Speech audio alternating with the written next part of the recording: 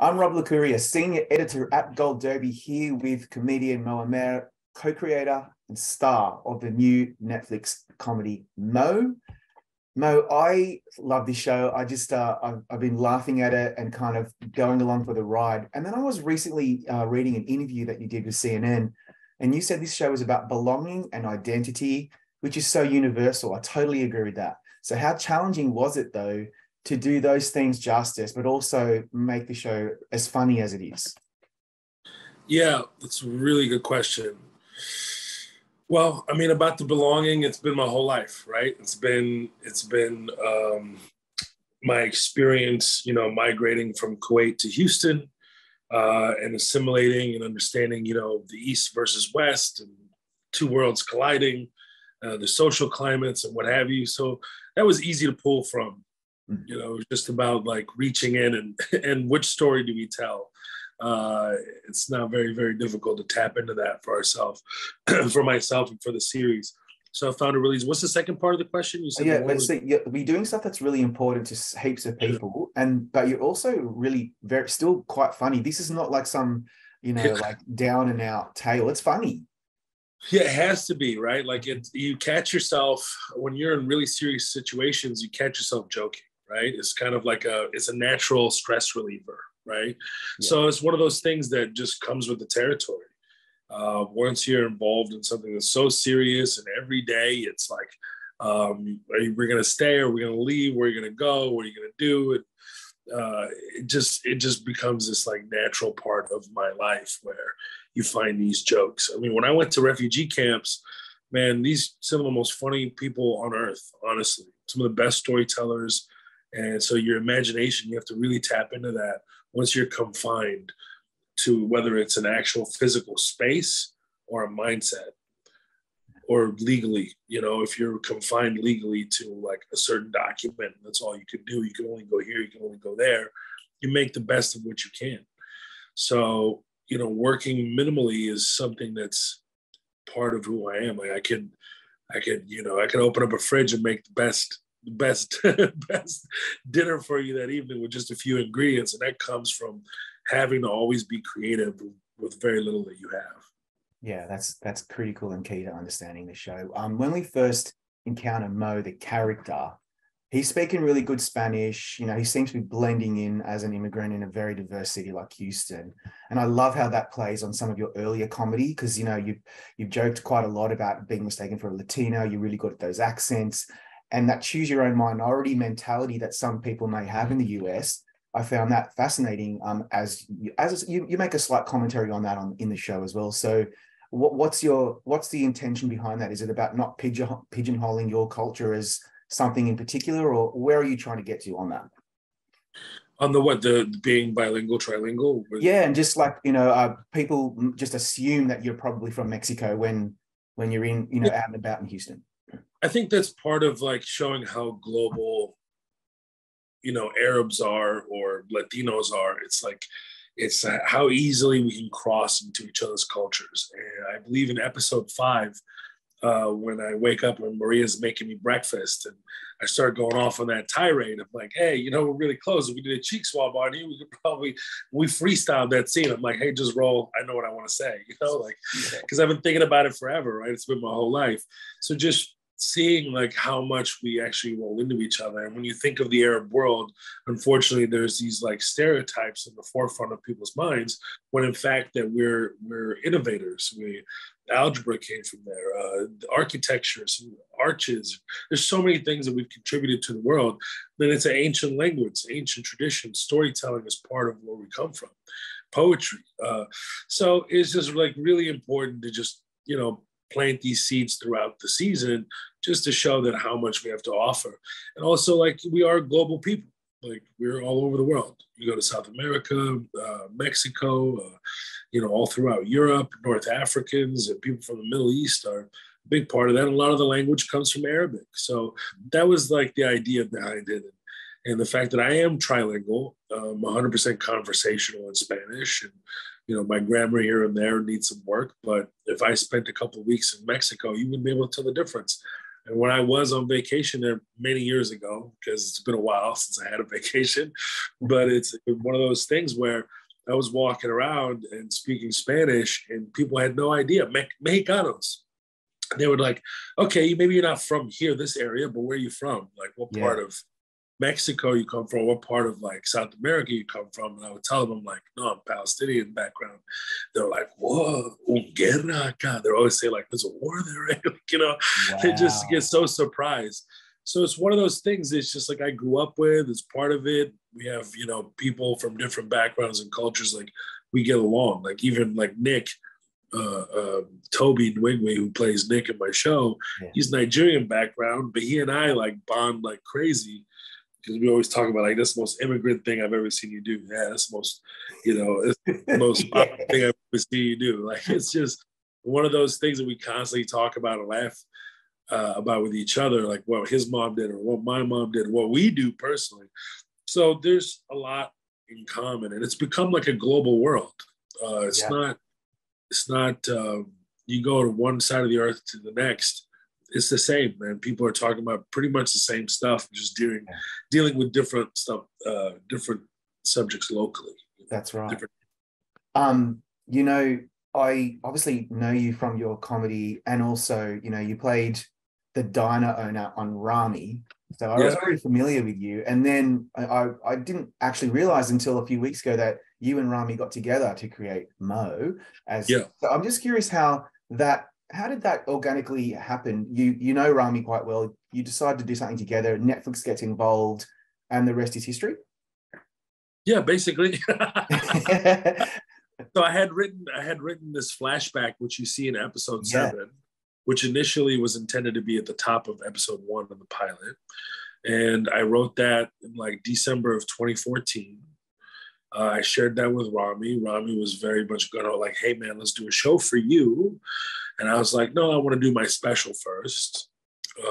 Let me do my special first. And he was inspired to go off and do his show. And then he asked me to be, you know, in his series. And of course, I said yes. After a little bit of back and forth, timing, what have you, it worked out.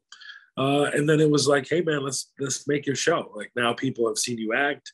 You're a very talented actor. People can see that now. There's like proof of concept there. It's done. Now we can like really go out there and pitch your show. And that's what happened. And we went out there and I basically pitched that scene that I wrote many years ago that you see in episode 7. I brought a speaker in to each pitch meeting. I played That's All Right by Elvis Presley, and I would act out the scene and how it is. And, you know, obviously just like we pitch a show and what it looks like in season 1, 2, and 3. And everybody loved it. I mean, it was like really, really loved. It was, you know, everybody was hot on it. Netflix, you know, sent us straight to series. So that's so cool. Yeah. And then like, I mean, it's such a risky proposition in any way, shape or form to bring a series like this to life, especially because you're setting it in a particular environment and it's about immigrants from the Middle East. And I can imagine there would have been pushback about, well, we've already got Ramy, we don't need a Mo. And then the critics just went for it big time. You're on 100% at Rotten Tomatoes. The critics are very impressed with how immersive the show is, the writing. How does it make you feel personally when you do a labor of love and it turns out really good and everyone loves it? I mean, that doesn't happen every day. Like, honestly. It's a beautiful thing. You know, honestly, when I finished the series, when I finished editing it and putting it together and scoring it with Common and everybody, like just working it out, I felt really calm. I felt really, really calm because I just like, man, I literally did everything I could. Like I couldn't think of, like I put it all, left it all out in the field. And I was just like, not relieved, but just felt this great sense of calm and some relief. But I was just really excited for the world to see it and to see the reaction from critics and audiences alike to be so just positive and excited. And like you said, when people were like, oh, like Elvis, I mean, like sometimes they make me feel that way, you know, like sometimes on the street, like people really make me feel that way. They just have attached themselves to it so in such a powerful way.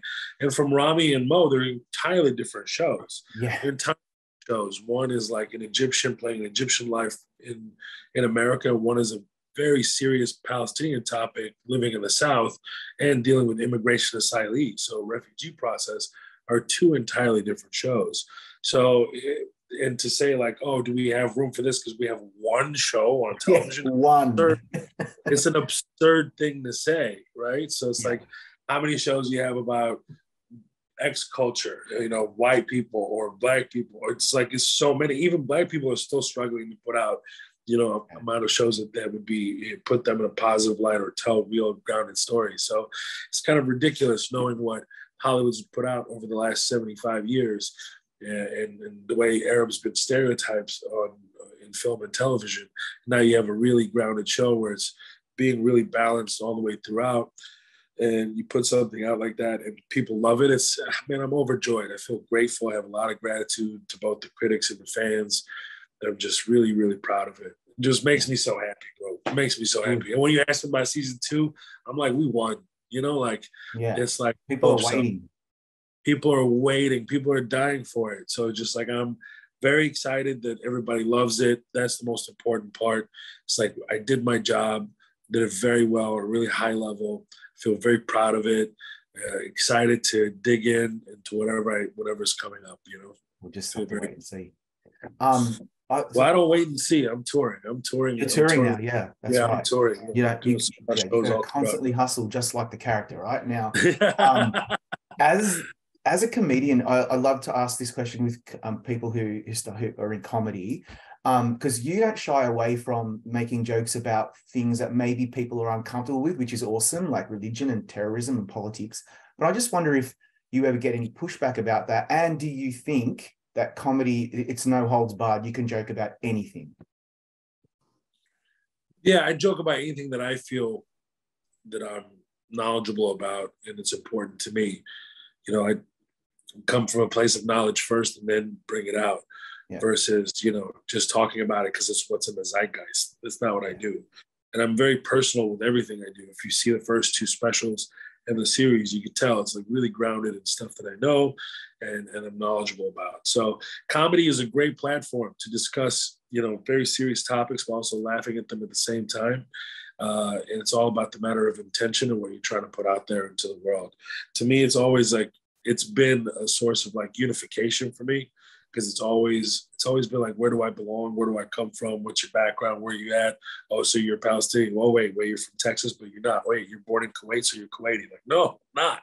So it's just one of those things, like I've really been very, sometimes consciously and unconsciously just been a unifier in this way. We're like, hey man, I get along with, Redneck Scott, my neighbor in Houston, and I can get along in the middle of Mexico, middle of nowhere, or middle of Africa. I don't care. You can drop me off literally anywhere in the world. I feel very comfortable about being able to like assimilate and connect with people. And in the end, that's what it's about. So stand-up is a great platform to talk about very difficult topics or bring them up to the surface if you feel like they're not being talked about as they should. And it's a great medium to like laugh about it, but also make you think. So yeah, absolutely. I would have thought maybe 4 or 5 years ago, given our cultural landscape, things are really quite perilous. It's so divided and polarized.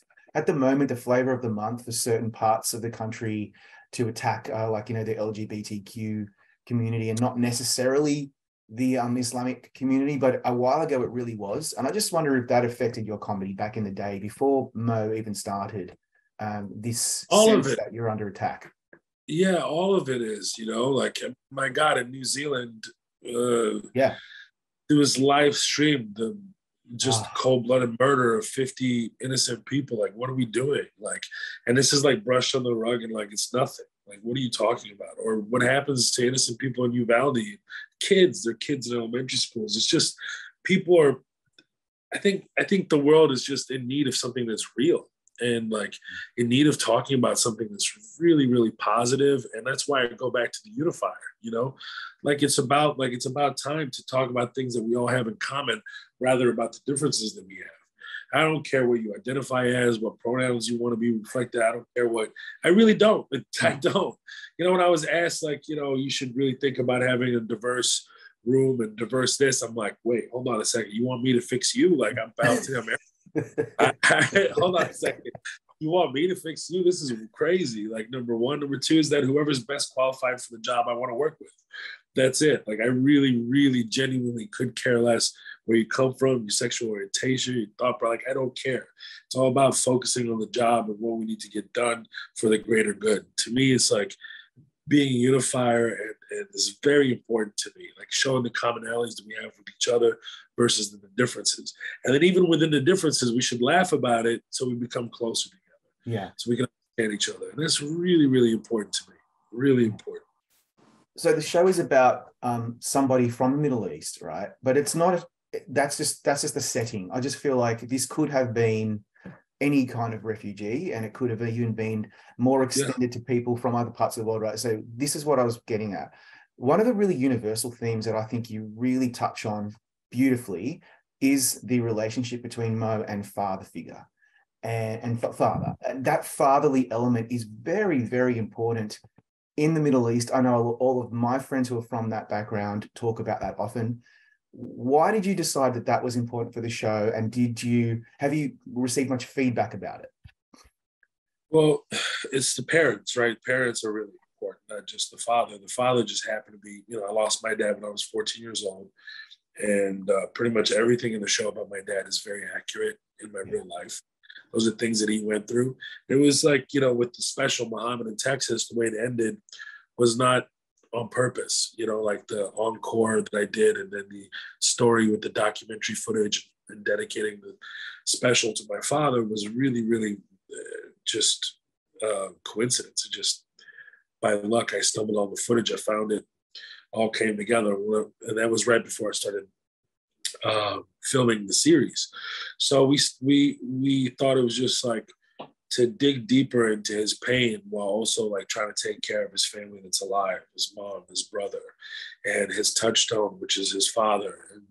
And my dad was someone like that depended on me and would encourage me to constantly look after them, look out for them. And it just built like it's something that's based off of my life, and it makes me really emotional, like talking about it.